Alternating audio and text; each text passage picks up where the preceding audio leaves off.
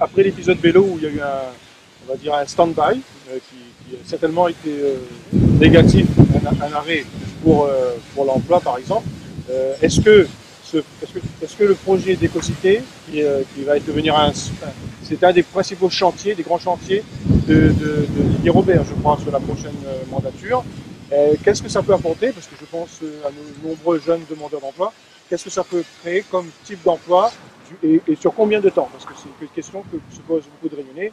Est-ce que l'emploi peut être durable dans la construction, dans le bâtiment? On sait que dans le projet de Didier Robert pour la prochaine mandature, il y a plusieurs axes pour le développement économique et pour le développement du territoire. On peut citer le grand projet de port bicéphale et de zone de biotechnologie dans l'Est, autour de Saint-André-Bois-Rouge. On peut penser la grande zone d'aménagement autour de Pierrefonds, dans le sud, autour de l'aéroport. À faire de Saint-Denis une grande agglomération, une grande ville attractive. Mais aussi, on peut penser aussi à toute la partie ouest avec le réaménagement et tout le grand projet d'éco-cité et de ville intelligente autour de la zone de Cambé. Donc on voit bien qu'il y a plusieurs conséquences à cela pour le Réunionnais, à la fois parce qu'à travers cette construction de cette ville, c'est un nouvel espace d'habitation avec une meilleure qualité de vie, c'est des travaux et des aménagements qui vont être faits, donc des emplois qui seront associés d'abord pour construire cette ville, mais aussi parce que cette ville va entraîner d'une nouvelle organisation de la cité réunionnaise, de la façon de vivre. Ça va pouvoir générer aussi beaucoup d'autres activités qui aujourd'hui n'existent pas forcément lorsqu'il faut organiser, entretenir, faire vivre ce genre de nouvelles cités. On peut prendre un exemple aujourd'hui dans la ZAC d'aménagement de beau séjour dans les Hauts-de-Sainte-Marie. Ça préfigure un petit peu cela lorsqu'on dit que ce genre de ville doit être économe en énergie.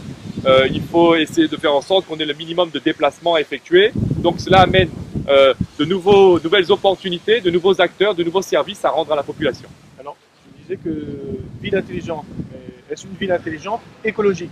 Alors une ville intelligente parce qu'on essaie de tout concevoir, de penser à tout pour une fois, j'ai envie de dire.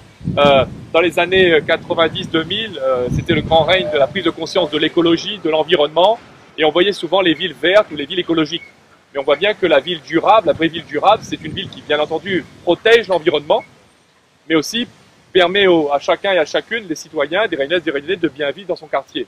Pourquoi? Parce que on a la pollution, on a les bruits, on a toute la perte de temps qu'on passe pour aller faire la moindre petite course. Donc il est important de penser à tous les éléments qui font la vie du Réunionnais dans sa ville.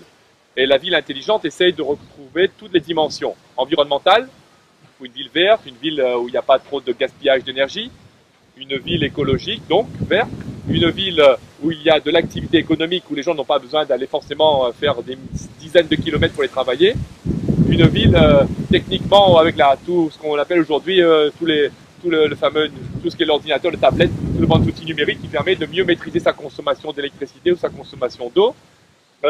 Une ville où tous les services, l'éducation, les services à la personne, le libre-service, la boulangerie, tout ce qui fait la vie quotidienne, est à proximité, une ville de proximité. Donc quand on pense à toutes ces dimensions, c'est ce qui fait la ville intelligente. La ville intelligente, c'est aussi une ville où on repense la gouvernance, la citoyenneté dans la ville. Quitte à ce que les citoyens se sentent acteurs et non pas spectateurs de la ville. Souvent, nous baladons dans le quartier de la Réunion, Bana, il ne comprend pas pourquoi les ordures là, Bana, il ne comprend pas pourquoi la mairie annexe est là-bas, Bana, il ne comprend pas pourquoi, finalement, il faut à chaque fois les mal organiser comme ça. Pourquoi il y a tant de problèmes dans la ville? Bon, et ben là, chaque citoyen, il devient un acteur, il peut davantage participer. Alors, un peu d'économie participative s'il le faut, mais on pense aux nouveaux outils de gouvernance pour qu'il y ait là une meilleure action du citoyen.